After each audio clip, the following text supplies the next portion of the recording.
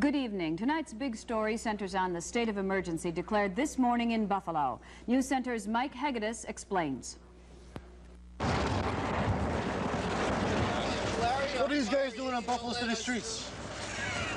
Wish we didn't have to be. Well, the plea has been turned into an order. You must stay off city streets. Mayor Mikowski declaring a state of emergency as of 6:30 this morning. Travel restricted to 11 classifications, including fuel supply, health and hospital service, food distribution, and public transportation. Those that violate the order are subject to a fine up to $500 and a jail term up to 90 days, and the city is serious. There was some confusion in the early hours when police were working without guidelines. The mayor provided them at a late morning news conference, as well as a reason for his action. We always make an appeal, or I shouldn't say always, but primarily make an appeal to the citizenry to volunteer to assist. In this particular instance, I'm afraid to report that a small group had violated that appeal. The state of emergency declaration has a 5-day lifespan. Mikowski saying he can lift it whenever he sees improvement being made. The mayor also placed a call to the White House today, but all he got in return was a call from presidential aide Jack Watson. Watson listened and said to be sure to send the government all the up-to-date information. Maybe we should send them some snow, too. Mike Hegedus, TV2 News Center. A view from the air shows Buffalo still very much a city under siege. Much of the towing and plowing done yesterday undone by winds and snow overnight. With newly stalled cars blocking streets just cleared. City cleanup crews spending the day today just regaining ground. Most of the city efforts directed at emergency clearing and deliveries, opening streets for fuel oil deliveries and fire engines, getting food and medicine to people in need. The city has about 40 pieces of equipment on the streets. State and contract machinery also routed by city coordinators. Opening main arteries the next priority. The National Guard working today to finish projects in Orchard Park and on Grand Island, also involved in traffic control, clearing roads to and around 4 city hospitals on the agenda for the Guard shift that begins work at 8 tonight. And if you think the cities have it bad, just take a look at these scenes from Western New York's rural sections. One of the hardest hit areas here in the town of Lancaster. It's been in a full-fledged state of emergency ever since the snow began flying on Friday. Because there's a lot of wide open spaces, wind whips the snow into 30-foot drifts. Some town supervisors like Lancaster's Stanley Kaza feel people aren't paying enough attention to their problems. While Buffalo gets visits from the governor, plows, equipment and manpower from the Army and National Guard, the towns say all they get is snow. And helicopters, 38 of them, are flying rescue and reconnaissance over Western New York. The Army National Guard Chopper Detachment is flying out of Niagara Falls Air Base. One of their assignments is resupplying food to hospitals and shelters. This chopper had just left a supply of food for the Coast Guard when we found it setting down behind Buffalo City Hall. The Guard has flown several people to hospitals and medical evacuation missions. They're also flying low-altitude reconnaissance, looking for cars that may have people in them. There is good news tonight. The worst is over as far as this latest storm is concerned. Temperatures are on the rise, and that means cleanup crews at long last may start to get a handle on this snow. Barry is standing by with the latest on the weather and the road conditions. Barry? Sheila, we're going to zero in right now on Erie County. First of all, most of Western New York is closed, but Buffalo definitely closed, no travel allowed. In Erie County, the following towns, it's illegal to travel in these towns: Lancaster, Newstead, Eden, Evans, Elma, Hamburg, Blaisdell, West Seneca, Orchard Park, Clarence, and Sardinia in Erie County. Chautauqua County is closed. Northern Cattaraugus County is closed. Roads are impassable. Southern Cattaraugus County, roads are poor, but you can get through. Allegheny County closed. Wyoming, Genesee, also in Orleans County, and Niagara County, it's closed with the exception of Niagara Falls. Taking the thruway from Lackawanna down to the Pennsylvania line, it's open westbound, but you can't get back. Going to Rochester, you just can't make it through on the thruway. News Center pays tribute tonight to all of us and to everybody else, the countless thousands of people who worked around the clock the past 5 days meeting the storm emergency. There are hundreds of stories to be told, and here are just a few. National Guard tanks cleared snow from the street in front of Columbus Hospital today. It's a desolate scene, but a lot of folks who work here would love to see it. They haven't been outside in 5 days. Doctors, nurses, and aides have been stranded at home, so people on duty when the storm hit have stayed here. Volunteers are taking up some of the slack. Some hospital workers are getting a little edgy, but most would just like to get away for a while. I haven't been home since Friday. I'm pooped. Miss Syracuse speaking. Yeah, Fran. Beverly Syracuse is the nursing supervisor at Columbus, in charge of getting people into work. During one stretch, she worked nearly 3 days without sleep herself. Beverly says, in spite of all the problems, her staff is coming through with flying colors. Thank goodness for my staff. I think it's been a matter of they keep me going, and I try to keep them going. They've realized that this is the kind of situation you just don't plan for, and they've pitched in and helped anywhere that they're needed, and they've done just anything. Everybody has just pitched in and been marvelous. I just can't speak highly enough about the kids. People here at Columbus and in other local hospitals figure the worst of it is over. Relief workers are beginning to make it in through the snow. For Beverly Syracuse, it's a time to take a deep breath, get some sleep, and maybe take a minute to congratulate themselves for a job well done. Dick Lusinski, TV2 News Center. When you make a phone call, it's pretty frustrating when you can't get through. But there's a story at the other end of this line that most of us probably give very little thought to. Okay, would you like to hang up for 1 minute and try again, please? Thank you.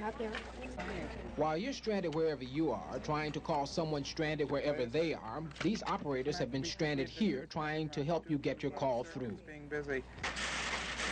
Some of these young ladies and fellows have been boarded up in hotels and nearby locations. They've had to come over here and work, long hours in order to maintain the record volume of calls, by the way, that we've never witnessed before. This isn't the only utility company with employees working, but the problems they're asked to handle aren't always their business.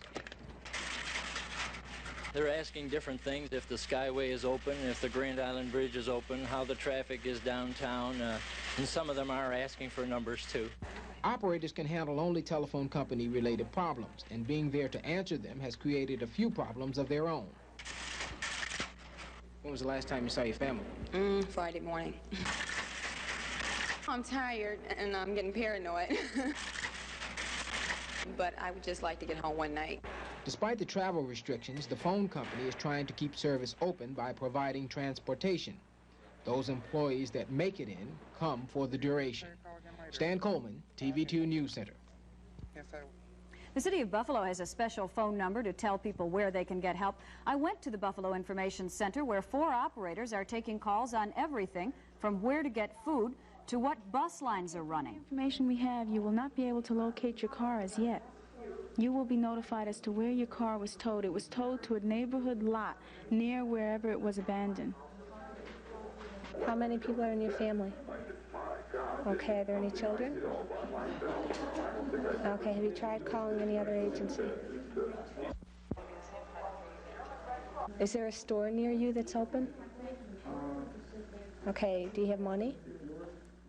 The center has operated for almost 2 years, offering general information daytime hours. Yesterday, the mayor ordered the special number used for storm help calls. These operators took nearly 1,000 calls yesterday. The lines were lit up constantly again today. Callers do have to be patient and keep trying the flooded number, which is 855-4040. One thing these overworked operators don't need is foolish calls. They tell me people should use their heads, try to borrow money, walk to the grocery store, ask a neighbor, or go to a local community center for food. Try to solve your own problems. Buffalo police continue their war on storm looting with a major arrest this afternoon. In custody, Ralph Treat of 442 Cornwall. Treat arrested on an arson charge last night. Police investigator Jerry McEntee tells News Center his men raided Treat's house this afternoon, recovered about $5,000 in goods looted from abandoned cars and trucks. The haul includes 4 International Harvester chainsaws and a variety of radios, TV sets, and tools. Treat will face more charges from the looting. No, the eyes of the world really have been on us here in Western New York, and Buffalo-born political satirist Mark Russell has sent us a special care package, a message, courtesy of the Courier-Express. Mark Russell writes, "Hang in there, Buffalo. You're a hearty people, and this is your finest hour. You will fight winter in your streets, in your neighborhoods, and in your homes, and you will never surrender. You have taken the jokes and the put-downs about your town with your usual good nature, all the time knowing the weak live elsewhere. Besides, think how you use the occasion years from now when your kids ask, What did you do in the storm, Daddy?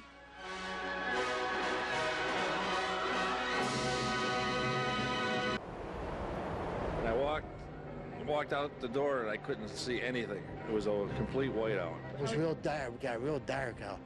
You couldn't see. I was like within 5 minutes of my house. It took me almost an hour to get home. If you'd been born, if you were here then, the memories are inscribed indelibly. The blizzard of '77 was a disaster, but one that's linked the souls of everyone who survived it. In minutes, it was just like, you could see your hand in front of your face. Snow was piled up to the second floor. It's nothing like it. It was unbelievable. It wasn't the snowfall, it was the wind.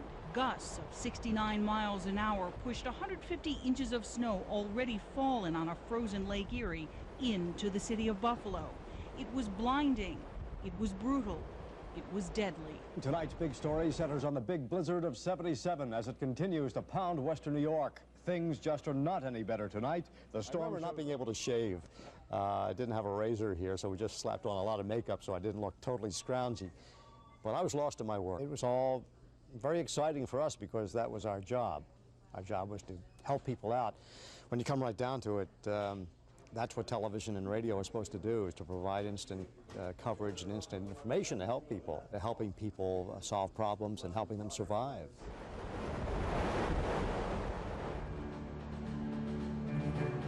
But survival required help from the outside. The National Guard and 300 troops from Fort Bragg, North Carolina would arrive to help Buffalo dig out. It's like fighting a war.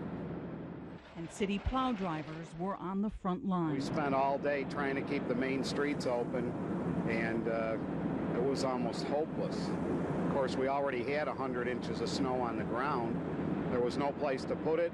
You couldn't see where you were going. There was cars, there was people walking, it was terrible. They were tired. Well, most of the gentlemen, we stayed here. They couldn't go home.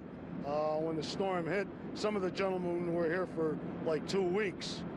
They didn't go home at all. We showered and we slept upstairs. From the air, helicopters searched for stranded cars. By the end of the storm, 4,000 to 5,000 had been abandoned. Today, weather forecasters say we're better prepared. New technology means we can forecast weather better and broadcast it faster. I think the biggest change in 20 years, as you might expect, would be in the technology. We are better able to do our job because our technology is more revealing, more precise, more direct, more accurate. Are we 100% right? No. But we're a lot better today than we were 20 years ago. And while Buffalo has moved on, the image has stuck, even though snowfall here is less than elsewhere. I mentioned Buffalo, and the word that came to mind was either snow or blizzard. It was, it's an image Buffalo hasn't shaken to this day. Buffalo, Western New York took a bad hit image-wise. And Buffalo is blizzard, blizzard is Buffalo. But Buffalo may be better for the experience. Back in 1977, Mark Russell wrote Buffalo a letter. Hang in there, Buffalo, you're a hearty people, and this is your finest hour. Carol Kaplan, Channel 2 News, Buffalo.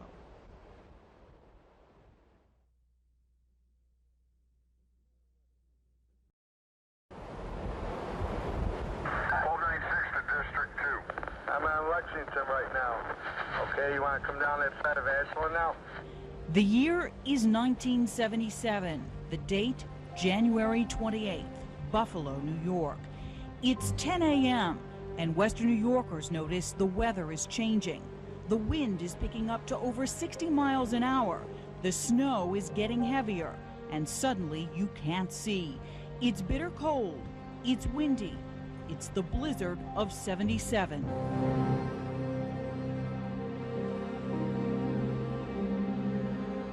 By mid-afternoon, downtown workers realize how serious it is. Most head for home. Some never make it. A few will die.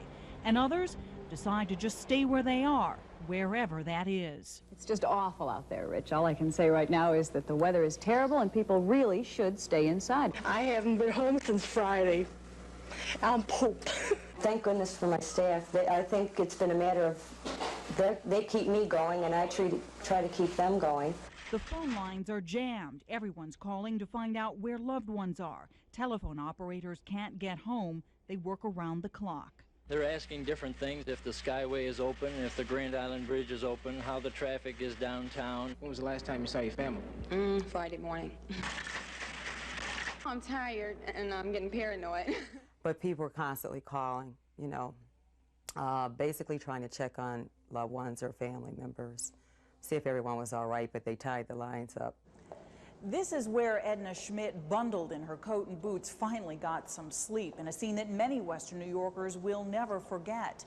This is what used to be the Hotel Statler, and it was here 20 years ago. 2,700 stranded motorists sought refuge, many lying right here in the lobby after all the rooms had been filled. We're running short on things like that you can't keep, bread, rolls, things of this nature. But at the present, we have ample food to feed everybody. We had them laying everywhere here. We even took all of the old extra box springs and mattresses that we had, and we put them in the function rooms up on the mezzanine so that people would have a place to lay down. By the 31st, most Western New York communities are under a state of emergency. Driving has been banned. What are these guys doing on Buffalo City streets? Wish we didn't have to be. The plea has been turned into an order. You must. Violators face a $500 fine and 90 days in jail. News alerts are broadcast pleading for anyone with a snowmobile who can deliver medicine to the sick and elderly, and for anyone who can drive a plow. The Army Corps of Engineers has already let 5 contracts with private tow and snow clearing operators. They'll soon be on the streets. Additional volunteers should call 876-5462. Looting begins, and worried citizens begin to stockpile food. I got bread coming. I got 40 more cases of milk coming I'll have today. So I can supply everybody in this area for a day, day and a half. But they got to be patient. They can't, they get too nervous. It's panic. Panic. Everybody's panicking. How would the city dig out? How many people would die? What did Buffalo learn? The story of the blizzard of '77 continues tomorrow. Carol Kaplan, Channel 2 News, Buffalo.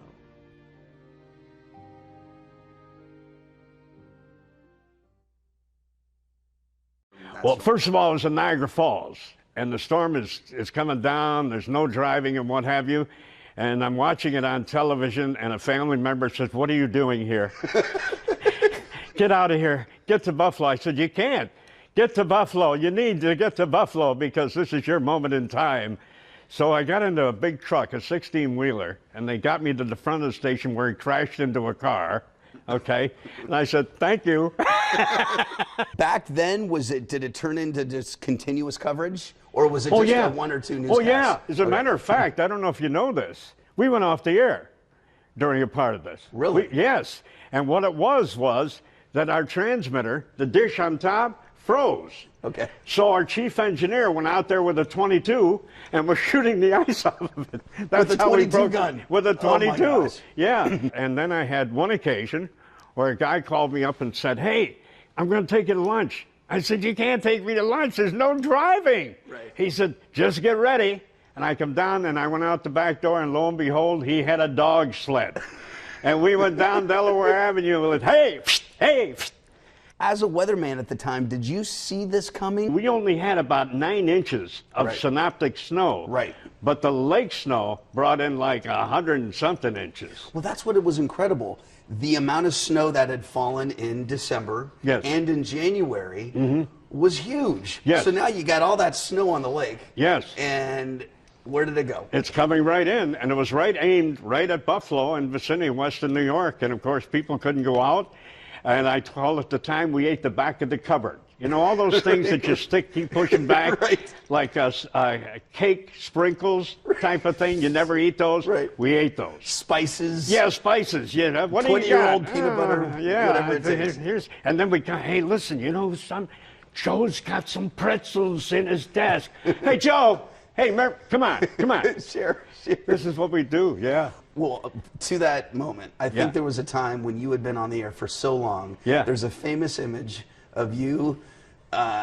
Somebody asked you, "How you doing?" Rich Kelman. Rich, of course, Rich Kelman. And your reaction was what? Well, he looked at me and he said, you know, we've been on the air for a long time now, continuously. He said, has this affected you in any way? I said, oh, no. And I fell over. When this storm was going, you know, you're in the heat of the storm, did you know, like, okay, this is unlike anything we've seen before? Absolutely. Nobody had ever seen it. Right. We've had some snowstorms and what have you.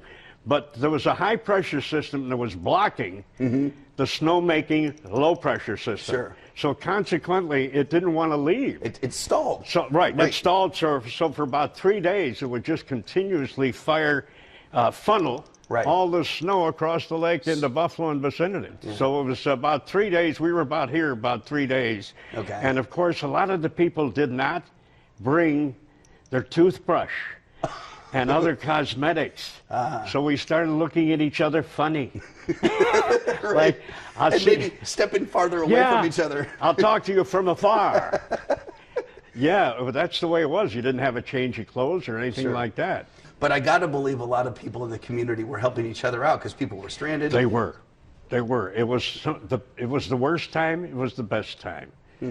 For each of us sharing, sometimes you had a loaf of bread and you got across the street to somebody to give them the loaf of bread. What was made very public was at that time, Buffalo now seems to be this snow capital of the world. Yeah. And this is the reputation that Buffalo kind of got after the storm. That was a hangover for many, many years, what you're saying. You say, Buffalo, has it stopped snowing there? In all of the weather events, in winter weather events, how would you rank 77's blizzard? Having lived through 77 and either on the air or off the air, the rest of them, I would say that Blizzard of 77, without a doubt, was #1.